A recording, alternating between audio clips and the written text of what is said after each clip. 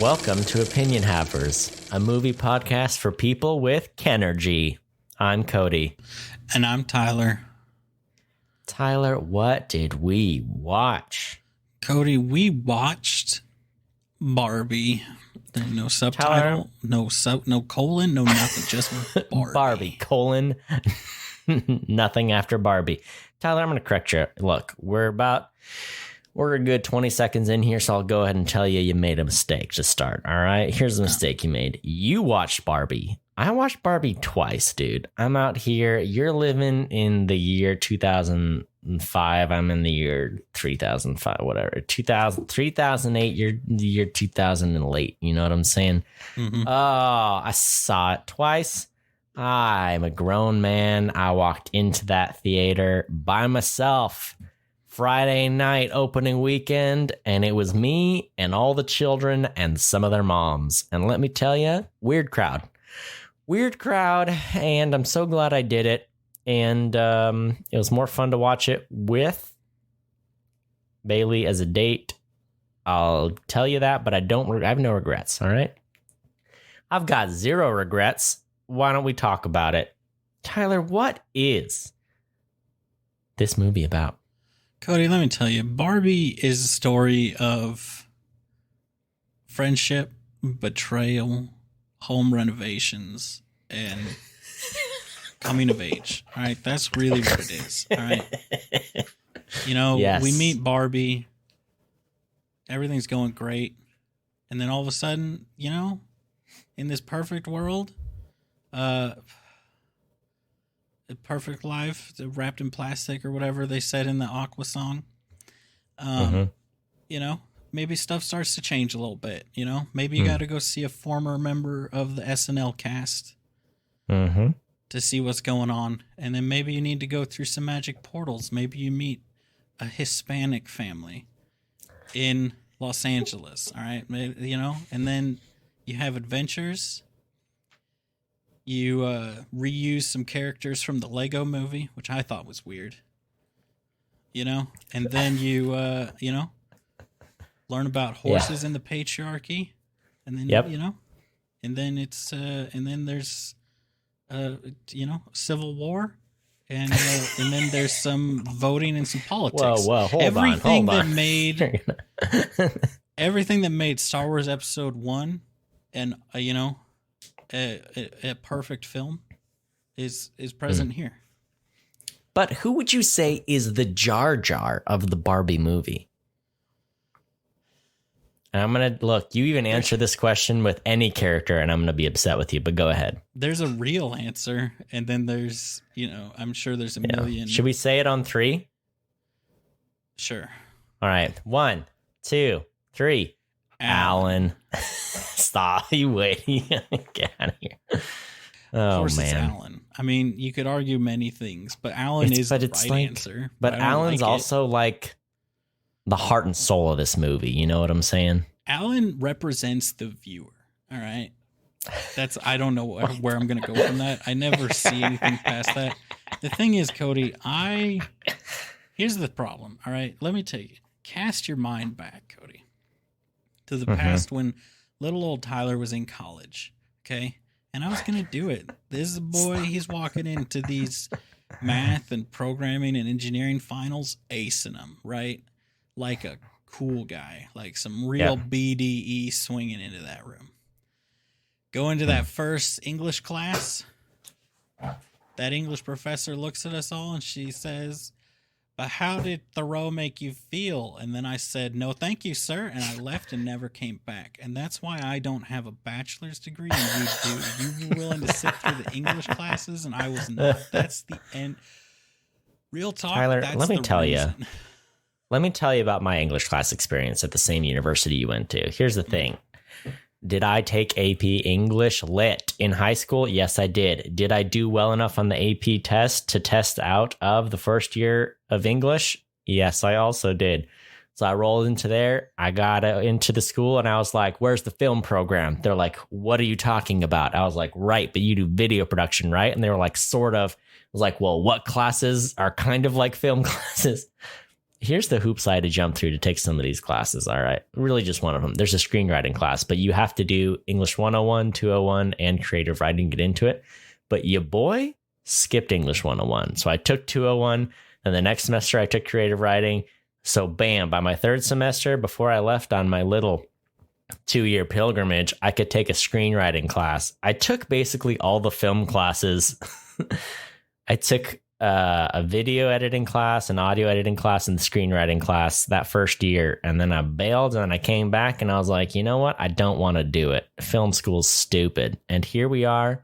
I got a movie podcast. They out here, they said I couldn't do it. They said, you didn't go to film school. You didn't try to become a filmmaker. It'll never work. And I say, I saw Barbie movie 2 times. All right. That's in your face. I mean, that's all it takes, really, right? Is, you go out there and you learn by going and watching movies. Really, what are you doing but learning at the feet of the masters, suckling at the teat? Yes. Of G squared. All right. Oh yeah. Greta Gerwig. All right. Mama That's Greta. what you're doing here. Oh yeah. I call her Mama Greta, but G squared also isn't acceptable.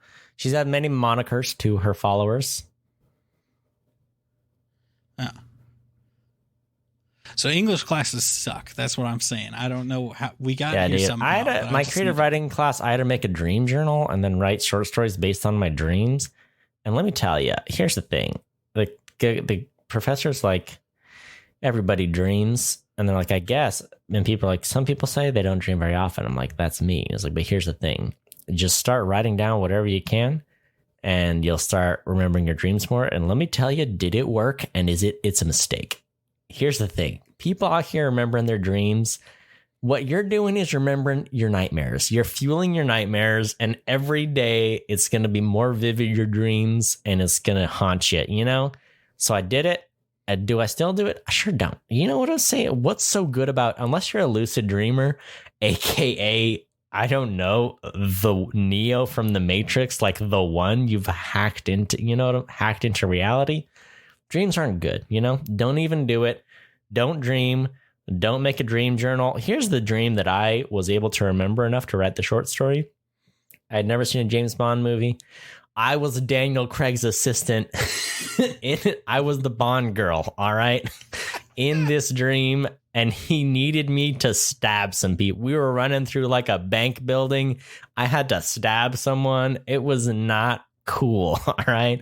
I held up my knife and I was killing like people at computers, all right? This is the dream I had that I had to turn into a short story. And did I look like a psychopath? Am I a psychopath? Probably. And that's why I don't do the dream journal. All right. I don't need to know what's in my soul. I know it's deep and it's dark. It's hidden in there for a reason. All right. I never had to do it here. Cody, let me tell you, you talked about the lucid dreamers, right? Yeah. Let me tell you about something, right? You lucid dream, right? At least for me, like I can do it, right? There's always a point in my dreams where I'm like, hold on, none of this is real. Let me tell you about when a nightmare is happening. It doesn't make it to where I can wake up any better, but here's what will happen, okay? Is that I'll be fighting a monster, right? And I'll be like, cool, but I can just make a gun spawn in my hand and I can shoot the monster. But then the monster in my brain is like, it's like fighting a 5-year-old with imaginary weapons because they're like, but I'm impervious to bullets. And you're like, cool, I have a magic sword that can slice through anything. You're like, yeah, but swords just turn to dust when they touch me. And so it's just you fighting something that can just make up the rules as fast as you can make up the rules. And it goes from like, this is the most terrifying thing ever to like, this is the most infuriating thing I've ever dealt with in my life.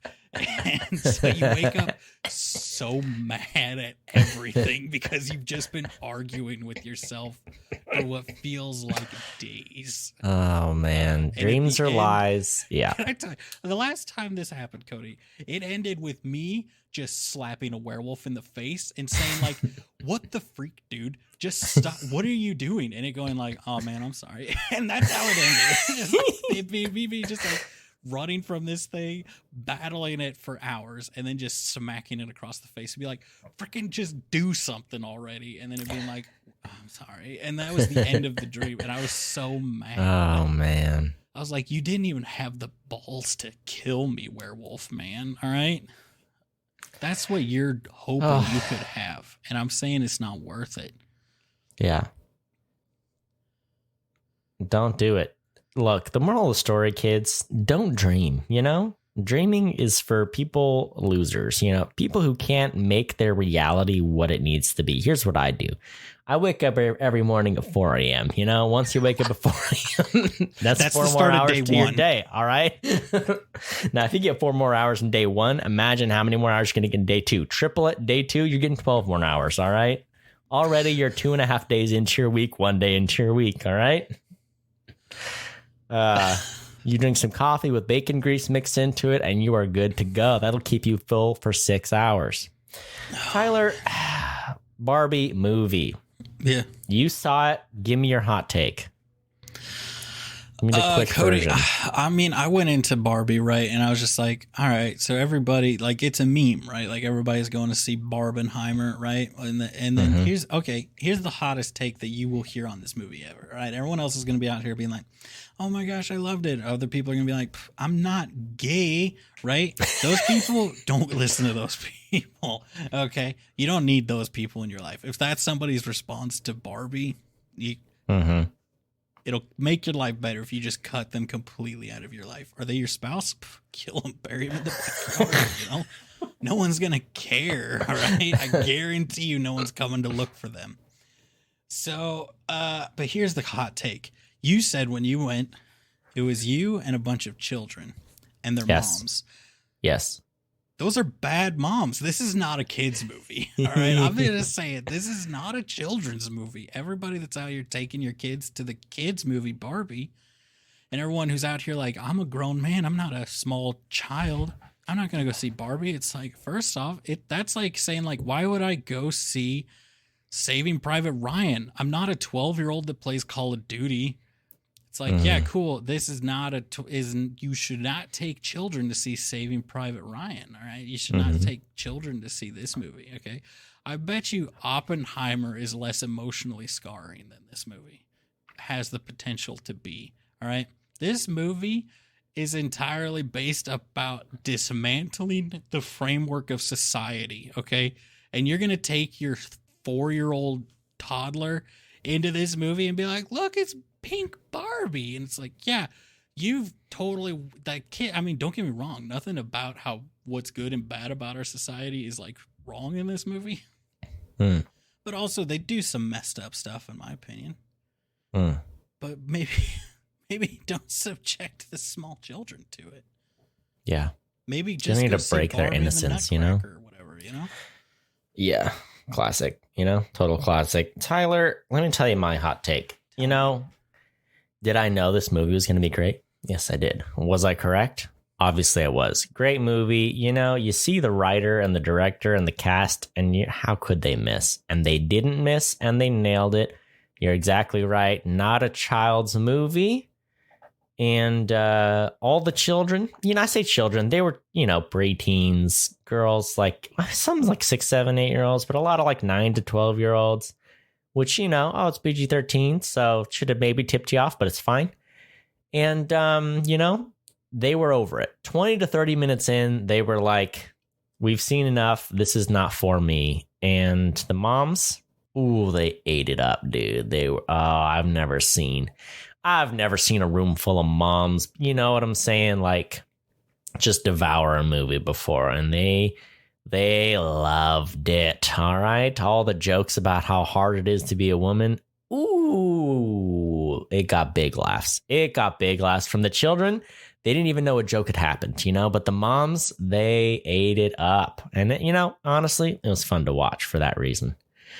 Ooh, all right. And then when I saw with Bailey, we loved every bit of it. Great movie, a lot of fun, and it's a good one. Watch it. And like you said, you know, if someone can't handle it because of the gay thing, then yeah, no, those people, You know, we're going to shoot them out into the cold vacuum of space and with a note on their chest as to why, and no one will have a problem with it, you know? SpaceX, get on it. Get on it, Elon. Get me the person cannon, you know? I want to launch them straight on out there, you know? George Clooney style. Remember Gravity? All right. Should we dive into it? Should we get into the goodies? Let's dive into it, Cody. Hop into the dream car, all right? And let's putt our way over to, to Barbie Land, USA, which is hosting the Spoiler Con Festival, which is spoiler. Ooh. We take Spoiler Town, we pack it up into trucks, and we truck it around the nation. And right now it's in Barbie Land, which is in Oregon. Oh, all right. I know, Love right? it. It's like you would think it's somewhere different, but that's where it is. Yeah, no, you can't look. Can't miss Spoiler Con. Missed it last year. I had FOMO, you know, and I regretted it. So it's here in town. You got to go see it, you know, dress up. You walk in and they say Dumbledore was dead the whole time at Sixth Sense, you know? And then you're like, what? That's how you get started. All right. And then it just that's how you greet everyone. Greet everyone with a spoiler, and we have a good time. Yeah. Oh, you wanna go first, Tyler? I can go first. If you're not itching to go, I'm more than happy. No, I just realized my watch is the thing. My watch is the one thing that has been with us this whole podcast, and it has always timed our rants, and it has died. And honestly, I'm getting a little bit sad about it as we're talking about it. Okay, so, and now I gotta open up the clock app in my desktop like some kind of loser that doesn't have a smartwatch. All right, are you ready? I mean, I'm ready. Am I starting? Is that what's happening right now? I thought you said that you were starting. I just wanted, you never agreed to it, so I'm gonna hit start right now. My goodness. All right, Cody, let me tell you about this movie. Okay, here's what I have. I have an issue with this movie. First off, let me tell you, I liked this movie so much. It is one of the only movies, you know, I said this about another movie. Do I remember that movie? No. Oh, it was, I said it about Little Mermaid. It was the first time in a long time that I left a movie happy that I'd gone to go see it, you know, because I hate love and I hate fun, okay? That's a lie. I love every movie I go see. I'm the easiest person to please, but I will nitpick your movie into oblivion, but I will give you 5-star review on everything because I have no integrity, Cody. All right. But see, this movie's so fun. All right. Will I be getting the Steelbook? I'm just going to give it to you right now, Cody. Absolutely. The Steelbook is going on the shelf. All right. I want it. I want to know. It's going to be pink. It's going to have glitter on it. Hopefully it's going on the shelf with the rest of them. Okay. Go put it right next to John Wick. Does that make sense in the alphabet? No. But I want them together for the lulz, Cody, for the lulz, because it'll be funny that it's part of it. And I can imagine it's part of the same universe for some reason, and it'll make me happy inside, okay? But let's talk about what's wrong with this movie, Cody. Okay, they're right. It's like everything's perfect in Barbie land, right? Because the Barbies are in charge. The women are in charge. They do make the women out to be real dumb, but then later it's like, but were they smart the whole time? It's like, well, but like, you made it out like they were dumb in the beginning and that they're just all in charge because it's Barbie land and they're Barbies, right? Anyway, point is, they go on their adventure, right? Ken, he's out there. He's doing his best, all right? He is getting strung along by this girl, right? He's out, Ken, and then Ken is there just mucking it all up, okay? Ken cannot catch a break from Barbie or Ken, all right? But Ken, he's like, I'm going to go on this adventure with Barbie, okay? You know, I'm going with her. That'll show my love to her, right? She'll notice me senpai if I go with her, okay? So they go. What does Ken learn about? Everybody's favorite part. He learns about the patriarchy, okay? Everyone's favorite thing is the patriarchy. He learns about it, and he's like, I'm going to go back. I'm going to tell the other Kens about the patriarchy. And then he goes back. Then they take it over. Then it's Kentopolis, or what is it called? I don't remember what the name of their place is called. Kendom. The Kendom, probably. They have their Mojo Dojo Casa houses, all that, right? So then the Barbie, she comes back. What's going on, Cody? Oh no, we gotta take back over. So then they make it. Then she, the mom gives her speech and everything. Here's my problem, Cody. I've told you the events. Now here's the problem. The problem is everything that was great about about Barbie Land is the exact same thing that the rich white guys would say is great about our current system of racist patriarchy, all right? Because it's like, well, everything's great for me. Where do the Kens sleep, Cody? Nobody knows where the Kens sleep because nobody cares about the Kens. All they care about is this is Barbie's dream house, not Barbie and Ken's dream house.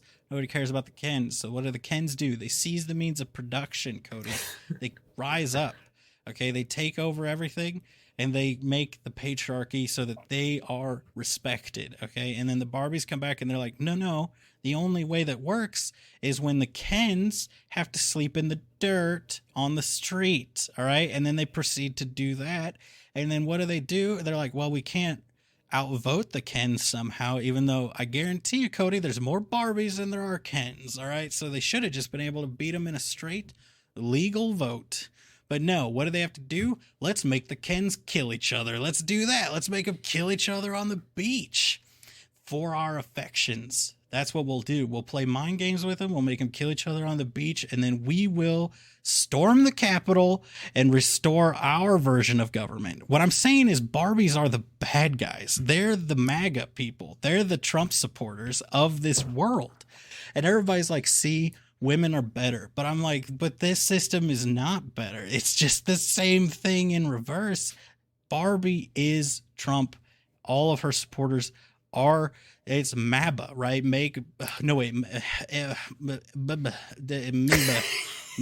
Whatever. Make Barbie Land pink again. That's what it is. Whatever words you can make out of that, that's what it is. Okay. And that's the problem I had with it, Cody, is there's no solution offered here. Just that, hey, guys are bad, girls are cool. And then they're like, but then the guys are like, well, maybe we could share power. And what do they say to him? No, which is what the heck kind of end. It's very funny, but I'm like, you were right there. You could have done it. And you said, screw that. No. Tyler, you did great. All right. You absolutely nailed it. And I'm so proud of you. And I'm also mad at you because you did it so good that now, I mean, I got to go right into it, but I need a dialogue with you, but it's monologue time. It's monologue, it's soliloquy, and I started it. Tyler, I mean, you nailed it. You did great. I'm going to do the same thing because did I love this movie? Absolutely 100%. Was it delightful? Yes. Do I love Greta? Yes. Do I love Noah Baumbach? 100%. You already know this, all right? So let's dive into the problem with the movie. Is the movie fantastic? Yes. Are the costumes amazing? Yes. Is the production design some of the best I've ever seen? Absolutely. I mean, the vision of G Squared is just, I mean, she's always been a good director, but it was such an impressive feat for her to do this at a scale that it blew up and became a $1 billion movie is just fantastic, you know? And I mean, I don't think there's ever been a movie that like was so female focused that broke that $1 billion mark directed by a woman. It was so cool to see. All right. With all that said, here's the problem with the movie. I mean, you nailed it. And you thought you didn't even see it twice and you got down to the nitty gritty. All right. But here's my problem with the movie. It's so much fun. It's so verbose. And it's so heady that it's just a little bit in its own way, you know? And it's a good story and everything, but they get so far into the headiness that like it ties itself a little bit into a knot. And to your point, it doesn't quite have the most satisfying resolution for how many ideas they packed into it and how many like 4-syllable words they have in there. It didn't quite pay it off the way it needed to. Because in the end, and look, hey, to the Barbie's credit, the Kens get a lower circuit court judge. You know what I'm saying? They get one position of menial power, you know? So it's a start, right? And I mean, to their point, look, in their world, the Barbies are, right, the old white men. They have all the education, all the power. You can't just throw it to the Kens because they're a bunch of himbos, all right? They're a bunch of hot pieces of action just for the Barbies to look at and string along. You know what I'm saying? That's what they're there for.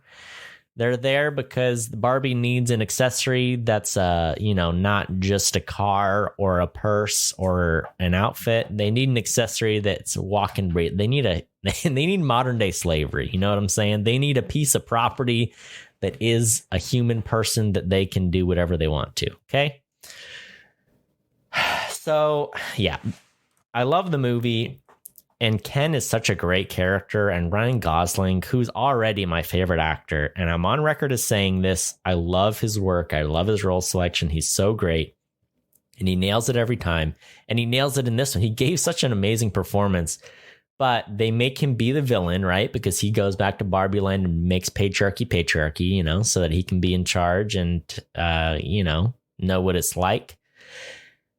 And at the end of the day, it's just a little underwhelming because the Barbies get back in power and Barbie's so proud of herself for saving Barbie Land, but she wants more, right? And her payoff is going to be she becomes a person, which is like, it's a cool journey for her, right? She's like, no, I want more than this. I want to be a person, I don't want to live in the perfect world. I want to live in the imperfect world and know what it's, and experience emotion and live on another area. So, which is a cool journey for her.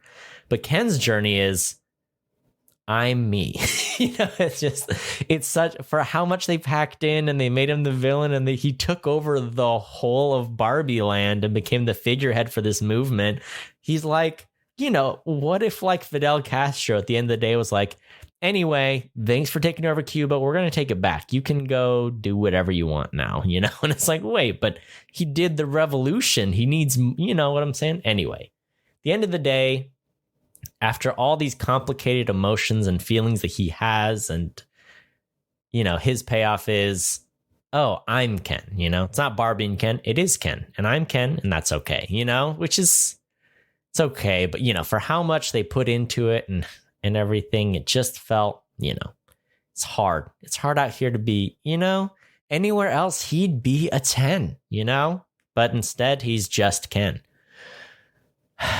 Anyway, the movie is delightful. It is wonderful. It is so fun. It is so funny. And they nailed it. They did a great job with it. They just tied themselves in a little bit. They got too heady, but they didn't nail the landing quite enough. But the emotion was there. And I watched it twice, and I'll probably see it a third time, All right, Cody, I got to cut you off mid-sentence there, is right in the middle of your speech there, but yeah. Here's the thing, Cody. I didn't cover this thing, but there's a whole thing, right? Like they do the political stuff, right? But then there's the whole thing where, like, so Ken is. They don't make it clear, but it is clear, I think, towards the end of the movie, that Ken is Barbie's boyfriend. Like they are a thing. Okay? They're supposed to be BF/GF. Okay, right? Right. Yeah. Barbie and Ken. They're a package deal. They're together forever, right? Barbie is, I would say, the worst partner you could ever have in a relationship. Worst. Yeah. Yep. With Ken being probably like one of the, somebody who, like your friends would be like, they're just so needy. But in reality, it's like, I just want you to notice me once every 4 to 6 months, would be all I'd really need, So probably like the best low maintenance person you would have in a relationship. But because you are so unwilling to do the low maintenance, like, oh, they're so high maintenance. Well, yeah. If you got Cody, your car, if you just never change the oil on it, suddenly goes from one of the most stereotypically low maintenance cars to probably suddenly a very high maintenance car. If you just stopped doing any of the maintenance on it. Yeah. But then what I hate about it was he gets his one moment of like, see, it doesn't feel good, right? When he's like, this is my Mojo Dojo Casa house. Right. And then at the end, she's like, well, maybe you shouldn't be basing yourself on your relationship. And it's like, Barbie, maybe you should have just broken up with him. Maybe you should have just said, hey, I'm not interested in you. Maybe you should move on. Maybe you should have said that 40 years ago instead of stringing this poor man along this whole time. And then I was like, this should not be the thing that you take away from this as the story is that, oh, I'm enough. It's like, no, Ken, you deserve at least an explanation here and deserve something. You deserve a place to lay your head. It may not be in Barbie's place, but you deserve at least a cot. Cody, he doesn't even have a job. His job is beach. Yeah. This man is doing the best he can with the dirt that he is given, okay? Yeah. And everybody's like, see, he's the bad guy. I'm like the people that saw Killmonger, because you've seen the people say that this is just the same movie as Black Panther, right? Mm-hmm.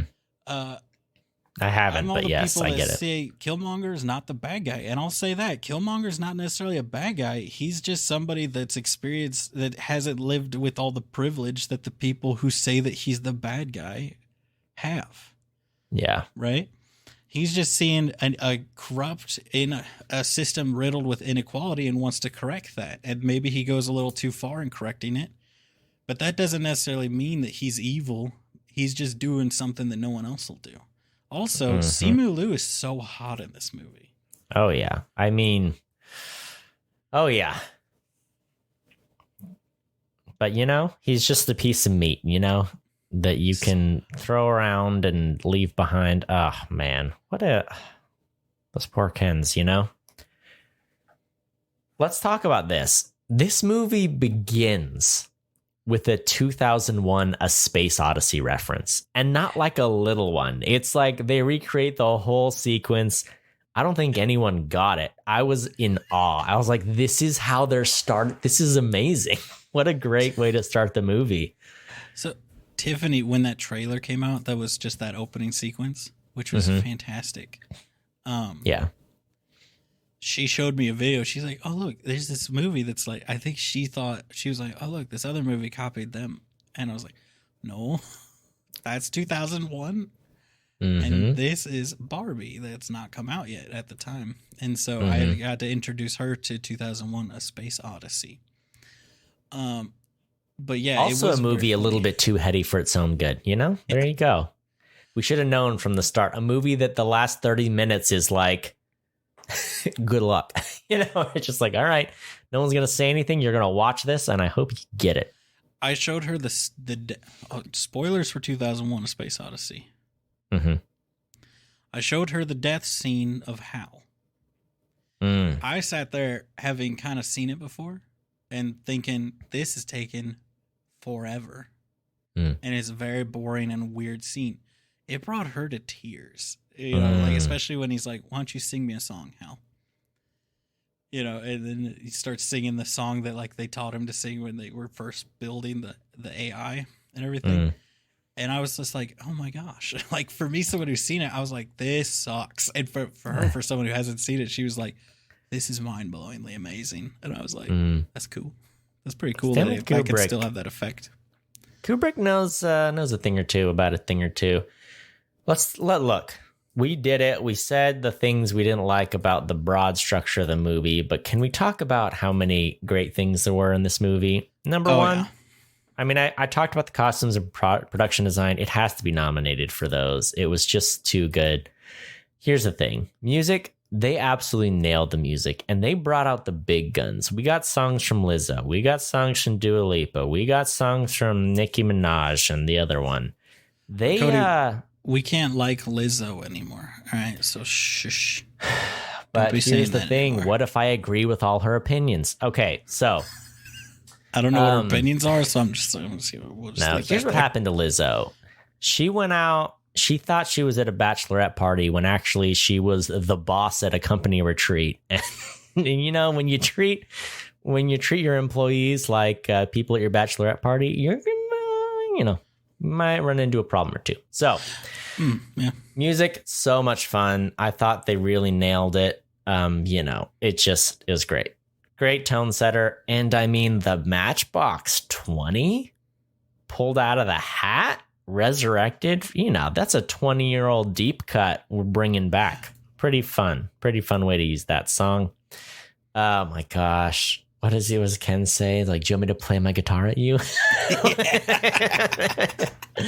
I mean, for as much as injustice they did to the Ken, it was so fun to see all like the douche tropes played out, and with when the Kens had taken over, and it was just a great sense of humor throughout the whole movie, and just seeing all these grown-ups act like kids playing with Barbies and Kens was just a blast. Even like Will Ferrell as like the CEO of the company, going. I mean, his line when he's like, "Call me mother," and she's like, "I don't want to do that." So one of the biggest laughs Bailey had was when they're chasing Barbie through the corporate headquarters, and they get in the elevator. He's like, "Don't press that button.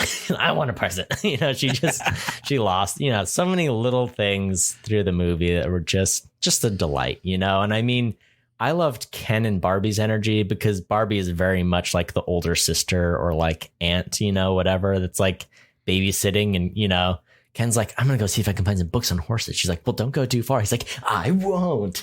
Just Ryan Gosling, the versatility of that man. You know what I'm saying? He amazes me every time. And I saw some things that people were like, "Here's all the people that turned down the role for Ken." And then I also saw Greta Gerwig in an interview say, "It was Ryan. It was always Ryan. We wanted Ryan from the start." And Ryan Gosling talks about when he was considering the role, he got the script and he was reading through it, and he saw his daughter had a Ken doll in the backyard face down in the mud. And he took a picture of it. He sent it to Greta Gerwig and said, "I shall be your Ken. This man's story must be told." And I was like, okay, yeah. What a hero, Well, here's the thing. Okay. So like, this is going to be the new, like, I was chief, whatever officer of circuit. This is going to be the new Circuit City hustle for actors, right? Because almost every role is Barbie or Ken. So any actor can now say, "Yeah, no, I turned down the role of Ken," or "Yeah, no, I turned down the role of Barbie." Yeah. And most of them would probably be correct. Like, "Yeah, no, I turned down the role." It's like, "Oh yeah, I was going to be Barbie 947. You still turned down the role of Barbie." Right. So you can put that on your resume, right? Mm-hmm. And I think that's very funny, right? Because like, who is Ken? Ryan Gosling, or which Ken are you talking about? Ryan Gosling, Simu Liu, Ben Kingsley, who's credited as, Kingsley Ben-Adir. Ben Kingsley. It reversed the names. Oh man, the thing I was googling. I was like, "Where's Ben Kingsley?" The thing. No, it's a different. It's yeah. It was like the guy who was like his sidekick, right? Who's following him around, I think. Scott Evans, John Cena, John Cena. Ken are you talking about? I've seen so many like little clips of interviews about this, from the press junkets and stuff from this, but the John Cena thing, so he knows Margot Robbie from Suicide Squad, right. And they were in London, and I think Margot Robbie John Cena saw her, told the waiter to pay for their bill. And so when they got the bill, they were like, "Hey, John Cena's taking care of it." She's like, "Where's John Cena?" Whatever. So she connects with him and is like, "Hey, you're in London right now. Would you want to be in the Barbie movie?" And he's like, "Absolutely." So he was like a chance encounter that they got him for a day, and they did the Mermaid Ken stuff, which is so fun. And then I saw with Michael Cera for Alan. Yeah. His agents had like basically auto rejected it. They were like, "Oh, well, yeah, you had said you wouldn't want to do anything overseas. You don't want to travel." And he was like, "It's for the Barbie movie." He was like, hold on. And he like stole Greta Gerwig's email from someone and was like, "Hey, I heard you have the part," and anyway, so he was basically, she's like, "Hey, I'm going to be on Zoom in an hour, whatever. So hop in it." And it was like, they were talking about movie stuff, and he was just like hanging out in the background. And anyway, finally connected with her, and he like flew out there, and he was like, kind of like a sort of a last minute addition, but he got in there as well. Alan was like, as much as I loved Margot Robbie was great, Ryan Gosling was great, Simu Liu was great, everybody was really, really good. But Alan was like my favorite little like Easter egg nugget, where it's like, this dude is in, he's got 4 little reaction shots, and then he's in 2 scenes, and he's just so good in all of it. And here's why I think I mentioned he's the heart and soul of this movie. Let me tell you why. You think Ken feels like a secondhand, product? Alan's even worse, right? Because if Barbie's the main thing and then there's just Ken, then there's also attached to just Ken is just Alan. So he's like the loneliest dude. He's just one of him. He's the only one there. But he's Ken's buddy. And it broke my heart to watch him see Ken struggle. Like even at the very start, Alan's there. And they're like, he's the only one. And he's like, yeah, I'm kind of confused about that. You're like, oh, poor Alan. And then the Kens are doing the cheering for the volleyball, right? Because it's Barbie Land. And they're out cheering. And he's like, great cheer, Ken. He's like, oh, he is Ken's buddy. Like he's just there. He loves his buddy. He wants to support him. And, so and even at the very end, when he sees Ken in anguish, and then it just cuts to Alan and he has like a little tear running down his face. I was like, oh, Alan, no, you're breaking my heart. Loved him. He was great. My favorite thing was they were like, what? You can't get out into the world. They said that's a door. He's like, nobody cares if a Ken gets out. It happens all the time. He's like every member of NSYNC. Like they're all Alans. Yeah. Oh, it's like great. Every boy band that's ever existed is just Alan. Oh, man. It's so funny. Yeah, so loved Alan. He was great. Kate McKinnon was fantastic as Weird Barbie. And it's one of those things that like the concept for Weird Barbie was so perfect, where it's just like, yeah, everyone's got that Barbie and then she's always in the splits. It was like, everyone has seen that, everyone who's had a sister or a cousin or whatever, has seen that Barbie laying around somewhere. Yeah, like you said, like before she goes like, why is she always doing the splits? And then she's introduced just doing the splits. I saw an interview with her. And that was a Blade Runner reference. Did you clock that? Have you seen the original Blade Runner? So she's doing the splits. Then she does like a weird backwards tumble. Her hair's kind of like one of the androids from Blade Runner.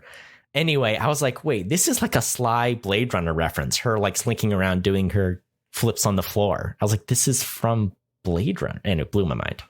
Space Odyssey, so good. Blade Runner, it runs deep on like film the whole Godfather thing. It goes hard on film references, which I really appreciated.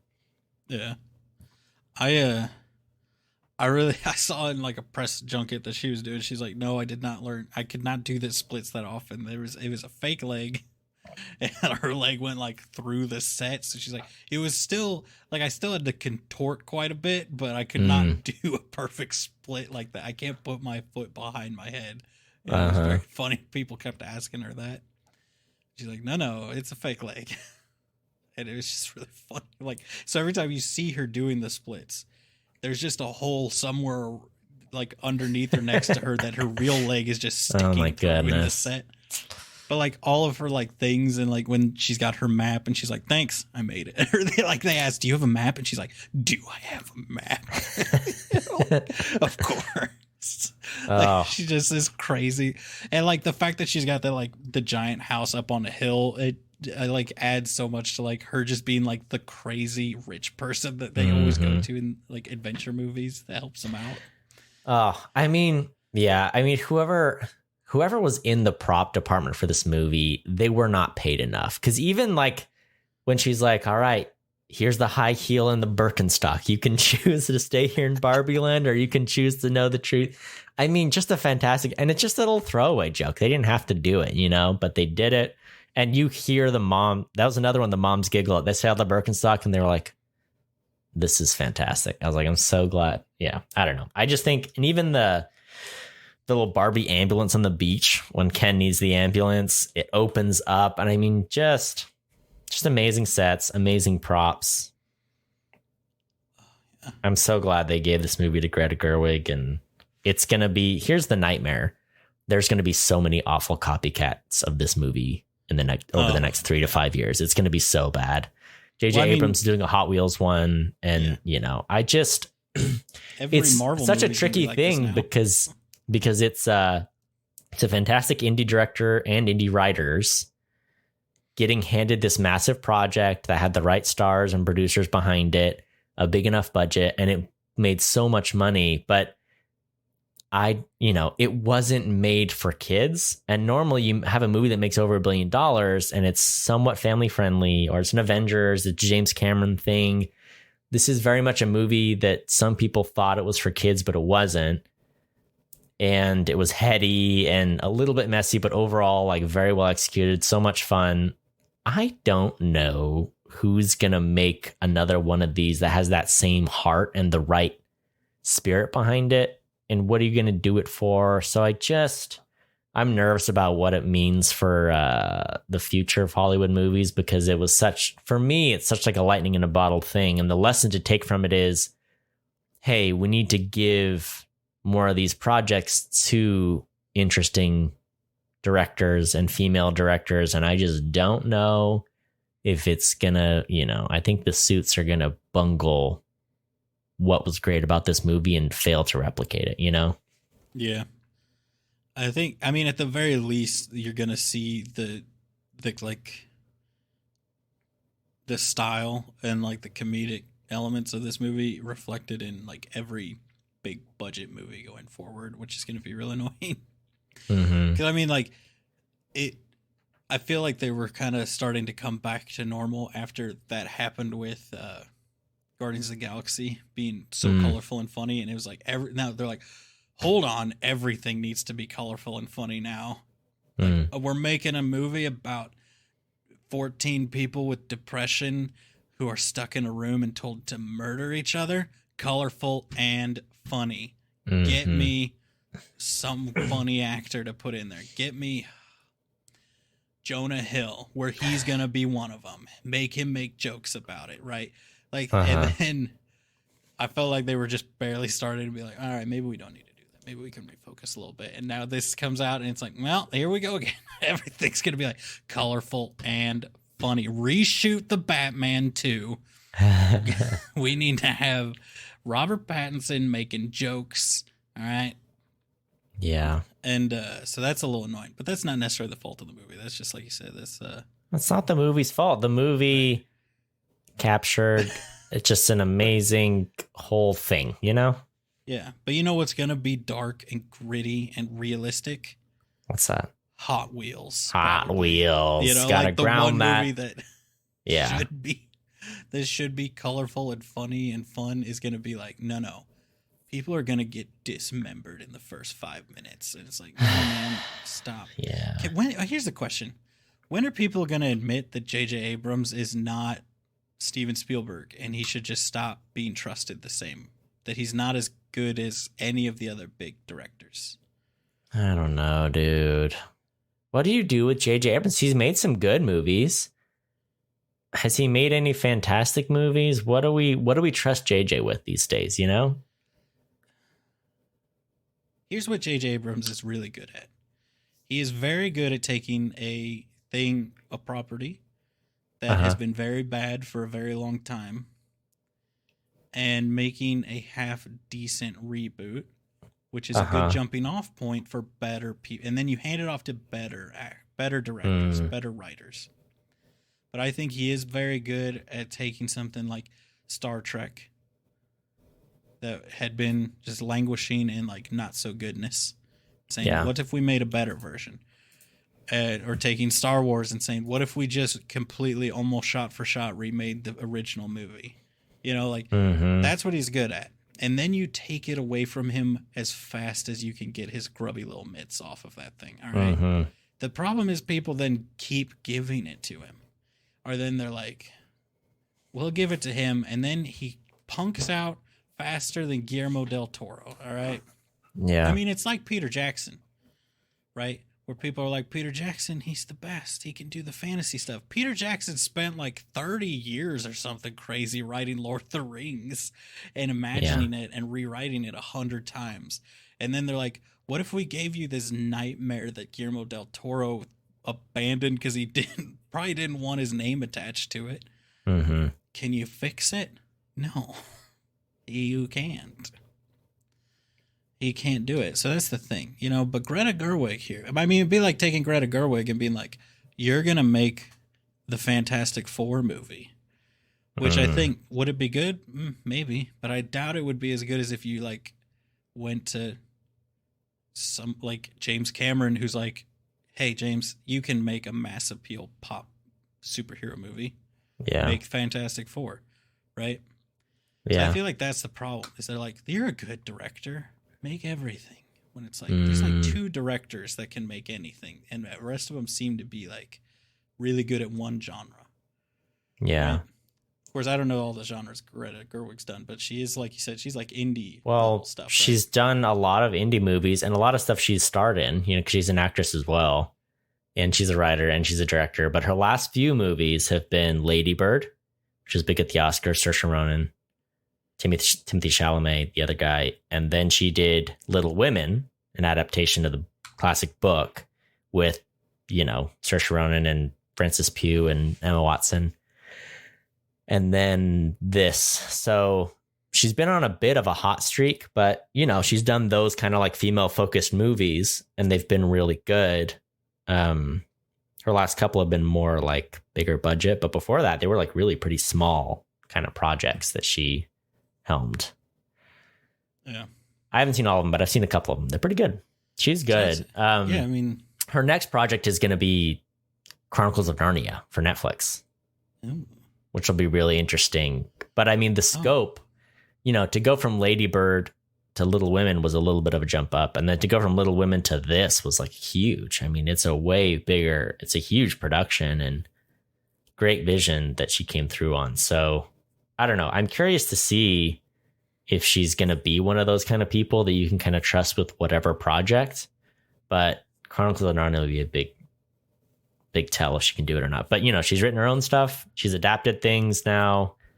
She's also credited on the script as like one of the 2 script writers for Snow White. Oh, really? The Disney one? The remake? Yep. Mm-hmm. Oh, that's going to be fun. So I don't know if maybe she just did some, because there's who's Snow White? Is it Rachel? What's her name? Zegler. Yeah. Oh man, so the whole little people disaster, and then the people. I mean, look, I'm not gonna say it's not weird they made Snow White Latina. It's a little weird. It's not. I'm not gonna say that it's like, if someone does a good job on it, I don't necessarily care who they do on it. But people are mad. There are some people who are really mad about them casting Snow White as a person of color, which is like, I get it, Which, I mean, I understand, but it is funny in this age, right, where it's like, all right, the princess is that it's like doesn't specify, then who cares, right? I mean, like Little Mermaid is she black, and her dad was, what's Javier? Is he Spanish or Mexican? I'm not sure. I always forget. So I mean, like that doesn't make sense, so that's fine, right? But I mean, mom's dead, so you don't know. All right, as long as you kill the parents, you can make any character any race. He's from Spain, right? Okay. That's fair. But it is funny to be like, you got to cast like Snow for White. Lion King, you cast all the black cast, and then Snow White is like, all right, not a white person. And it's like, all right, I get where you're going here, but you heard. I mean, if we're gonna be real, it should have been. They should have cast an albino. You know what I'm saying? If you're not gonna cast an albino as Snow White, then you're missed a big opportunity. Have you seen that movie Mirror Mirror? Tiffany loves that movie. No. So it's it's I can't remember the name of the actress, but it's it's like Armie Hammer plays the prince, and it's like a whole retelling. It is like it's a empowering, she's not just sitting around waiting. She robs the prince and stuff at one point, like most Snow White adaptations that have come out in the last 20 years. It is not a remake. She got a swan on her head. All right. Lily Collins. Yeah. Like she looks, I think, like Snow White in real life, right? But I mean, that was also that movie was made 10 years ago, so she's a lot older now. I mean, like Lily Collins can do anything. All right, she's still Emily in Paris. Yeah, you seen Emily in Paris? She got all the fits. No, I haven't seen. Anyway, carry on. She can't beat Barbie though, apparently. Nah. But so I mean, I don't care about casting people of the wrong race and stuff. Here's what I care about. You've heard my theory. I think they're doing all these kinds of castings and these weird rewrites because they're like, they don't think it'll hurt the movie. And if it does, then they can just say like, hey, like I think there's two possibilities, right? Either it is them trying to use it as an excuse to their stockholders of, hey, this didn't do well because people are racist. That's why. Or we both know Hollywood is a nightmare hellscape of old white men doing awful things to people. All right. All of these people have had one of probably some of the most traumatic things ever happen to them. Okay. And I think this is just them trying to be like, see, look, we can't make progressive movies anymore because they don't do well. And Disney, when they just release it out onto their Disney Plus, can be like, this movie lost us $800 trillion. The movie we never released in theaters. Yeah. The movie you never made any box office revenue off of because you chose not to put it at the box office.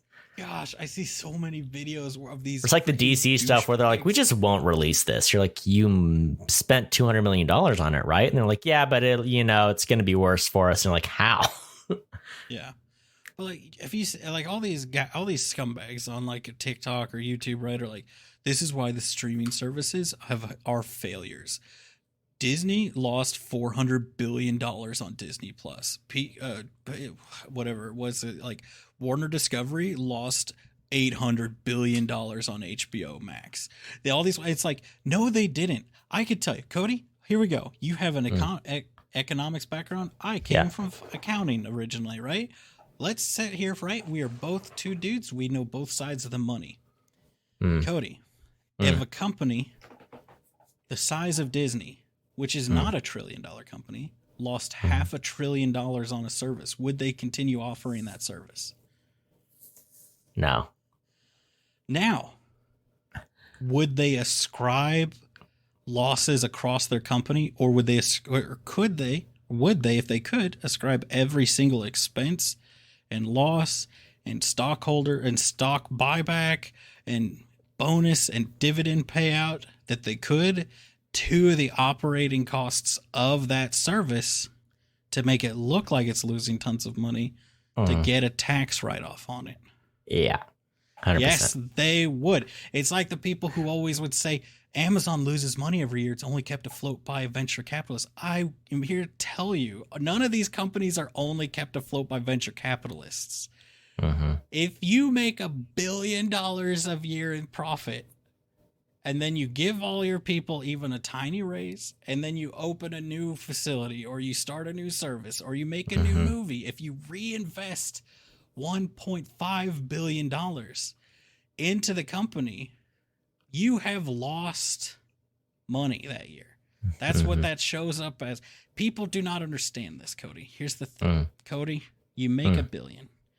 If you reinvest $1.5 billion, because you got $500 million from venture capitalists, those venture capitalists are not keeping you in business. You had $1 billion in profit.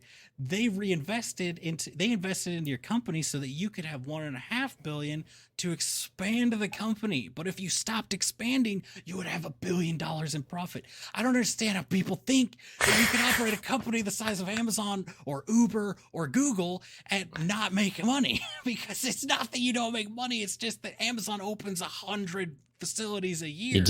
You just don't claim a profit and you put all that back into the company. Yeah. My company makes almost no profit. Why? Because we give it out as bonuses to the people, because we're an employee-owned company. So it makes very little profit. But guess what? We make a ton of profit. But then it's just given to the shareholders, which is the employees of the company. So that's the thing. But our company says on our tax forms, guess what? Because we gave it all to the employees, we made almost no profit. That's how it works, Cody. Drives me nuts. Let me tell you another problem with it. And I think all your points are valid. I think a little bigger picture issue with it is that Hollywood is, and especially the big companies like Warner and Disney, they are a bunch of suits, businessmen, old white businessmen in suits, telling artists how to make art because they want to make money off of the art, you know? So you have a businessman who's like, well, just make your movie in these parameters, X, Y, and Z, so it's profitable because that's the formula we have in our brain. And then the artist is like, right, but that would make crappy art, which is bad for business. And the businessmen are like, not really, as long as it follows X, Y, and Z. If it's based on IP, if it's rated PG or PG-13, and if it's got this in it, it's bright, colorful, and funny, that's what the algorithm says is going to make it profitable. And that's all we care about, you know? So like, this is a rare example, this movie, given to an indie director. Indie writers that are proven, that have done great movies. It's a great cast, but here's the secret sauce of this movie. Margot Robbie is the producer. The producer is not some random person trying to make a buck. This is a passion project of Margot Robbie, who gave it to a great director, you know, and you're seeing a little more of it. Like Brad Pitt's a big producer these days, right? So sometimes you see a movie, you're like, oh, Brad Pitt's the executive producer. He's not in it, but he gave it to someone, you know, who knows what they're doing, and it usually turns out decent, you know? Margot Robbie promised this movie would make $1 billion. I don't know where she got the cojones to promise that. I don't know where or how. She's one of the, you know, best working actresses these days. Super in demand. So, I mean, to get her as the lead actress was a good idea. Anyway, it worked out great for them. I don't know how they'll do it again, but, you know, Margot Robbie hands this movie to Greta Gerwig. She's the producer. She's passionate about it. It went great, and I'm so glad it did. But when someone who isn't Margot Robbie has to pick a director, you know who they're going to pick? J.J. Abrams. And they're not going to, you know, does J.J. Abrams have a Barbie movie in him? You know what I'm saying? Like you said, he can adapt an IP, and it'll be all right. It'll be a good starting point, you know? So who's the next indie director you're going to throw out? You know, it's not going to be the right producer. You're probably going to grab the wrong director. The writing team's not going to be as strong. You're going to end up with something that is going to make you $200 million, and you'll call it a day. But it's not going to make, you know, my point is great art at the end of the day is going to make you better money. The other thing is, this is a unicorn of a movie, because the other lesson people are going to take from this is we got to market it like we marketed Barbenheimer, you know? And there's the problem with that is that, look, maybe it was a guerrilla marketing thing that someone came up with. It seemed to me to be an entirely organic thing that people were like, hold up, these movies are coming out on the same day. That is hilarious. Let's go see both. And here's the thing about it. Movies are always competing for release dates, and it's a whole mess, and movies move dates all the time. I don't know what stars had to align to put these movies next to each other, but I will tell you this. Both Barbie and Oppenheimer are in my top 10 for movies this year so far. They are both A movies for me. I liked one better than the other, but they're both great movies from more or less well-known directors that did a great job, had a good vision, passion projects, and they released on the same day. It destroyed Tom Cruise's much anticipated movie. You know, like Tom Cruise had an IMAX movie come out 7 days before Oppenheimer did, and Oppenheimer got this crazy bump because of Barbenheimer. It's an R-rated movie that made a ton of money, way more money than well, maybe not more money, but you know, like it totally cannibalized Tom Cruise's Mission Impossible earnings, which is like, that was a good movie too. Like no shade to Tom Cruise. It's a good movie. Anyway, so my point is anyone going to get behind a Barbenheimer double feature thing like this, where it's like, oh, it's got all the support and free marketing, free publicity just from social media and memes. And they're two great movies, great directors, great casts. And it, you know, I don't know. It was such a miracle that it happened. And are they going to try to replicate it with guerrilla marketing, and it's going to be a disaster? And because it's not organic, it's not going to do anything. You can't control how good your movie is going to do. You can try to help it, right? Like these movies were marketed pretty well on their own, but I mean, the internet culture just devoured these movies. Everyone wore pink and they went to see Barbie. And a lot of people that wouldn't have seen Oppenheimer saw Oppenheimer because of it. And it had a great opening weekend. And, you know, anyway, so what are you going to do? I did check. Oppenheimer has made less than Barbie.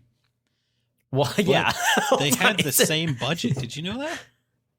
Really? Well, here's the thing. It's an R-rated movie. So That's a non-starter. You know, I mean, unless all you're the the kids going to Matrix, see- you're not going to yeah. make more. Anyway, but you know what I'm saying? Like, this is Chris Nolan's first R-rated movie in like what, 15 years, 16 years. Like you said, you know, Barbie, you know, like you said, it's over $1 billion now. It's like 1.2 is what it says, right? Right. On $100 million budget. Yeah. Insane. So Oppenheimer's on the same budget. And it's, I mean, it's like, well, it's made so much less. It's still made $700 million so far. For an R-rated movie to make over like 300 million is like insane. It's fantastic. That is great performance for a movie. Mention, you know what I'm saying? Do you remember me telling you about like how there was an interview with I think it was like the CEO or the president or something of I don't know if it's like a company or an association, but like IMAX, the people who like actually make the equipment. Yeah. IMAX. And he said they've gotten so many orders that they're just like out. They've had to buy more production capacity at their suppliers to build more 70 millimeter production. 70 millimeter recording equipment and it's just crazy because stuff. Christopher Nolan's been championing this since The Dark Knight, you know, and I don't know. This is his dream, is for like people to get on board the 70 millimeter train. And there's a chance this might actually push it to make it happen. Well, like I don't think it'll become standard, but there's a chance that it actually is going to give it a nudge, you know? Like they've gotten hundreds and hundreds of orders, he said, from all across the country, like all across the world, like all these theaters wanting to add a 70 millimeter. But that's the other thing. Who's the other champion that's going to say, well, I'm going to shoot stuff in 70 millimeter? Well, I think that's you know what I'm saying? That if I think back to what he was saying, right? Because I just thought when I read that thing he said, right, I thought, oh, well, they make the projectors. But then as we're sitting here talking about it, I realized, well, they also make the cameras. Mm-hmm. And he was saying, like, they're out of everything and they're having to make more and buy more.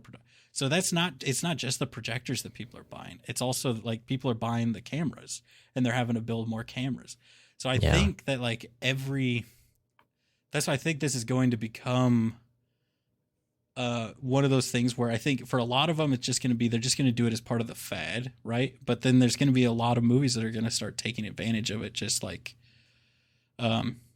hopefully it takes off better than, you know, kind of like how so many movies tried to take advantage of when they tried to make, what was it?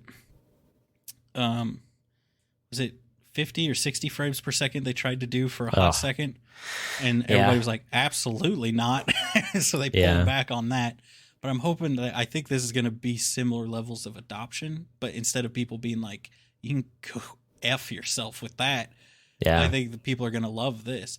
Also, I don't know if you noticed this because you live, you know, you're in Kansas City, right? So you see much nicer theaters than I encounter here in Boston. I would say on average, because everything is run down and decrepit in Boston. But when we went to the theater to see Barbie, I walked in and I was just like, oh my gosh, like you could tell how much more money that the theater had been making. Dude, based on how many I told you I went Friday. I did Barbenheimer. So I saw Oppenheimer at like 11 a.m. in IMAX. And then I went to see Barbie at like 7 or 8 p.m. And it was like, it was one of their, so I saw IMAX, which was in the morning. I'm trying to think. It was full. And then I went to see Barbie in the evening, and it's on IMAX theater, but it didn't have the recliners, but it was like their biggest theater that doesn't have the recliners. It was, I mean, tons of people in there. It wasn't quite fully packed, but it was close. And I mean, you think about how many seats are in that theater that don't have the recliners. When you can fill that 70%, you're making a ton of money, you know? I mean, the theater was bumping. There were a ton of people there. I mean, and I've been seeing movies all summer, right? I saw Mission Impossible. I've seen everything. Indiana Jones, Spider-Man. I've seen all the big releases this summer. Nothing compared to that Friday. It was popping. Yeah, I mean, we went to go see it on a Tuesday night. We went to go see Barbie. We went to go see the second to last showing. So it started at like 9:30 at night. It was sold out. Sold out. And that's how I haven't gone to go see Oppenheimer yet because you have to buy your tickets a week in advance. Yeah, that's wild. In order to get a kind of good seat. Otherwise, you're in the very I was looking at going in 70 millimeter, and 10 to 14 days out, the theater was half full already. I'm like, this is a morning show. It's a morning show on a Monday, and it's You're half talking full. such a big game. You talk so much smack about how you're like, oh, I might beat you that 70 millimeter. And I was like, you better buy the tickets now, dog, or you're not getting in. People want to see that movie in the 70 millimeter, and like, especially when I think so. That's the crazy thing. Even in the tiny theaters, in like the rundown theater that we normally go to, Oppenheimer and Barbie, both of them, pretty much any movie, like it's still sold out for most of the showings. But like even like we walked into ours and they've got like all new drink machines, and like you could tell that the cleaning had been done a lot better. Like they probably had more staff because they're probably able to pay better. They had this like corner that used to just have a bunch of tables in it, and they would have like some of those like cardboard, like things for movies, right? Mm-hmm. And it just wasn't used. But now they've installed like there's like a whole arcade there in the corner with like a card machine. You go and reload a card, and they've got like the super, like the one of the real popular like Halo games, and like a bunch of racing games and a bunch of claw machines and stuff. And you could tell like, I could even tell like it looks like they've replaced like all the like benches in the hallways and the trash cans and everything. And I was like, oh my gosh, they've spent a ton of money just making everything look nicer. Yeah. In here. And I thought the AMC I go to, I just noticed this the other day. They've always had like some machines, and it's like there's an old Terminator shooting game, and there's old claw machines. There's a Fast and Furious racing machine, like racing game. Not Fast 10, not Fast 5, the original The Fast and the Furious racing game. I was like, hold up, this is like a 20-year-old racing game at this point. Still cruising, coin operated. Oh yeah, I mean that's the good stuff. That's what you want. I mean, that's the thing. Those machines, they're built to last, and they keep making money. But I was kind of taken aback because this theater was kind of to see like a theater being invested in. Yeah, which is like I can see why, because like I said, the every COVID time we slump hit so many theaters so hard, and they've been struggling. And then Barbenheimer happens, and you see like, and there were a lot of great movies released this summer, but it was just different.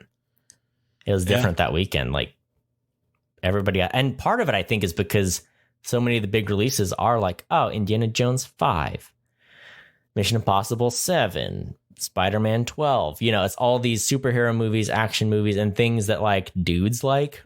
And then all of a sudden someone throws out this female-driven movie that is just so colorful and fun, and everyone latched onto it, and it was like whole different energy. It was really cool to see. It was, I mean, for 3 weeks after, every time I went to the theater, which is all the time because I don't have a job, you just see people wearing pink. You see couples wearing pink and groups of women going in to see the movie. It's just cool. It's super cool. Yeah. I'm happy to see, like, hopefully, maybe the theaters downtown have running water now and stuff, and they're really able to step up their game because of all this money coming in. I've told you that. You know what? I mean, I put them on blast, so, more than once here. I'm going to do it again. Man. It's downtown. Hold on. Let me tell you the exact one, okay? Because this one theater has not once, but multiple times been like, oh, we don't have any water, or we don't have any popcorn. And it's like, my guy, there's 4 people here. There's one way that you make money. At a movie theater, and it's selling popcorn. That's like 80% of your revenue. So the Boston Commons 19, they're the biggest offenders. All right, Boston Commons, get your act together. Like, you gotta stop. The Assembly Row 12, I think, is also a rough time. Like, all of the downtown Boston ones are kind of suck. Yeah. Here's the thing I'll say: I love AMC. It's a good old fashioned Kansas City based movie theater, so like I'm all for AMC. But if you're in New England, all right, if you're in New England, if our listener is out here in New England, okay, don't be going to theirs. Don't be going there. You know what I'm saying? Like, here's what you need to do. AMC is really good at building movie theaters, but sometimes they buy old ones and they just let them rot. And they don't revamp them, and they don't make them look like an AMC or have like the quality of, hey, the seats are decent, the snacks are solid, like we play the right movies. Sometimes they bought an old theater in my hometown which I was so happy for because it's one of the few theaters you can go to and just see a movie and not have to pick a seat. And it's like a crappy recliner and they only fit 12 in the theater. You know, it's like big digital projection things. And it like went out of business. And it's like, man, yeah, I don't know. It's just a bummer. But yeah, they'll just buy up old theaters sometimes and it doesn't work out. Now, to their credit, these are like not, they were nice, but they're old and they haven't renovated them. That's the thing. Nice. Like, yeah. This was back when AMC was first expanding everywhere. I think they bought these incredibly expensive, like in the heart of downtown Boston movie theaters. And what's really funny is they're laid out the exact same as the one in downtown Kansas City that used to be the, what was it? The Alamo Draft House. Like it almost looks exactly the same, but it's just terrible. But the Showcase cinemas are like unique to appear in New England, and they are very nice. Like they have poured their money into making a premium movie theater experience. I recommend those to anybody because those are very nice in comparison to some of the other ones. But it is nice to see people going back to the movies, but also stop telling me thanks for coming to the movies, Tom Cruise. You know, make it worth coming to the movies, and people will come back.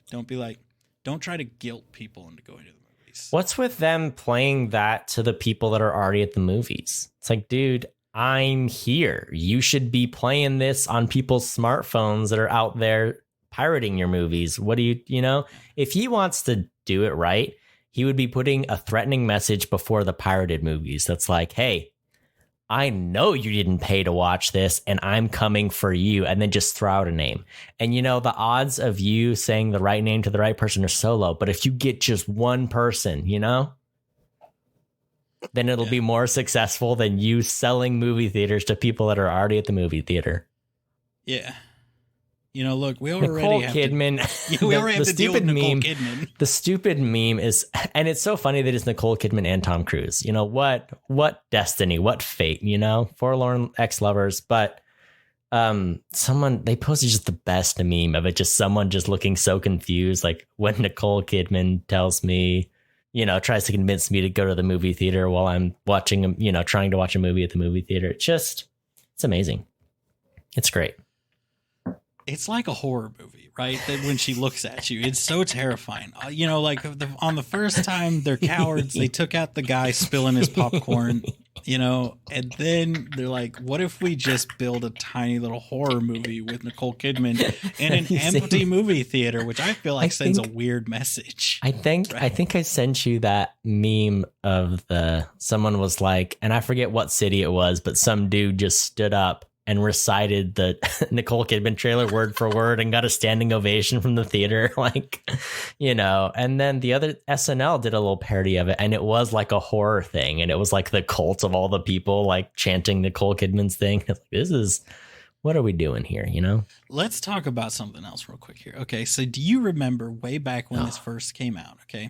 I called out that her "We Make Movies Better" sounded weird, and it's like it sounded like she had a southern accent for better, and it's like "We make movies better," and I'm like, what kind of accent is that?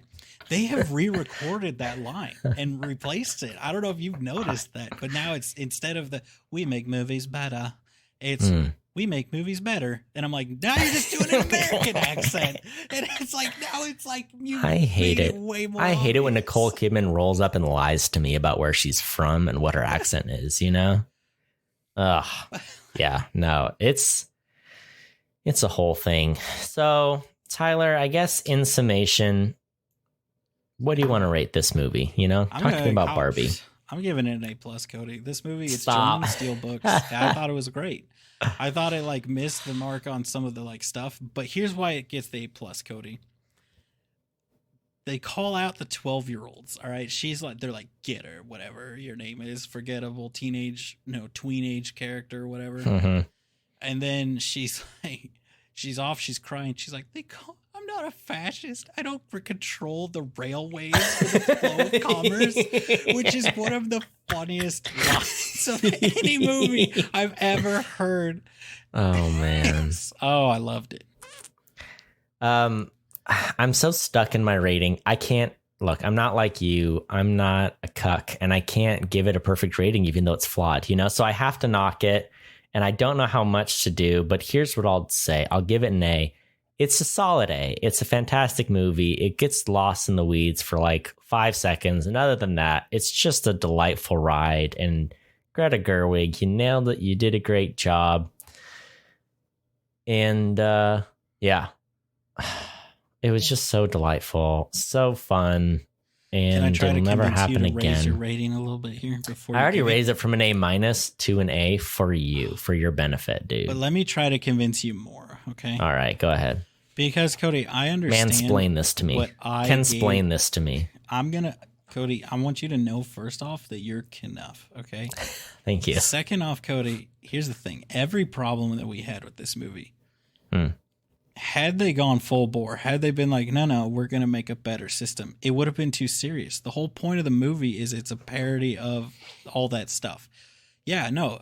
The whole thing is supposed to be that they, at the end, the Kens are like, oh, so does that mean like we get equal representation? And the Barbies are like, I don't think so. Maybe we'll give you like a little bit of power. And then they justify that with like, and then just like in the real world, you'll work your way up like the women. And then we all thought, that's funny because the women they haven't been working their way up as fast as everyone thinks they should be. Right. Right. And so that's the thing, is that the like heavy-handedness and like the like, but you did the thing wrong is part of the joke of them doing it wrong. Look, I'm not just knocking it because they didn't do the Kens full justice. That's not really my biggest problem with the movie. I think it does so much. I don't know. They showed us Midge. They showed us growing up Sally or whatever. They did show us Midge and growing up Sally and the little dog that poops and Sugar Daddy and the other one. No, it was great. It was a really great movie. I think it absolutely deserves an A. It just isn't. It was just a little bit confused, you know? Look, I want to push you around, you know? I will, you know? Well, I will. That's how I feel about it. You know what I'm saying? I want to take this movie for granted. Yeah, well, I will, you know? That's how I feel about it.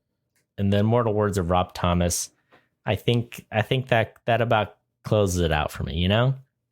I don't know. It was just a little bit too much for the headiness and the verbosity of it all. It reached so far and so hard, and it did a great job, but I think it extended its reach just a hair too much at times. But for all the simple joys of the production design, the excellent performances, the simple humor came through so beautifully. You know, and for all that, it deserves an A. All right. It was so much fun, dude. Here's the thing. You got to see Oppenheimer, dude. You got to do it. You got to go see it. Go see it for me, dude. I can't see it. That's the problem. I can't see it in 70 millimeter because I live in a garbage city. You live in, you know, the best part of America, the real America, as they call it. The heart of England. America. Yes. Yeah. And Spirit so of Massachusetts. you have to do it for me. I have to know if it's good. You know, is it worth the hubbub? And you're the only one that can tell me because I don't know anyone else that lives within striking distance and would actually do it, you know? All right, I'll do it. Man, Margot Robbie was so great in this. I mean, I've never seen her do a bad job in anything, and I always walk away from her movies being like, she was so great in that. But, I mean, wasn't she so great in this? You know? Oh, yeah. I think so. I think she was a pretty good job. Pretty good. Well, yeah. Thank you so much for listening. You can find us places. You can share us places. We are Opinion Havers on social media as Opinion Havers. I don't know. Twitter's sort of busted. I might just delete it all and, you know, wipe the slate clean. It's fine. If you want me to wipe the slate clean, you just tweet us at Opinion Havers. Until next time, watch movies. And have opinions.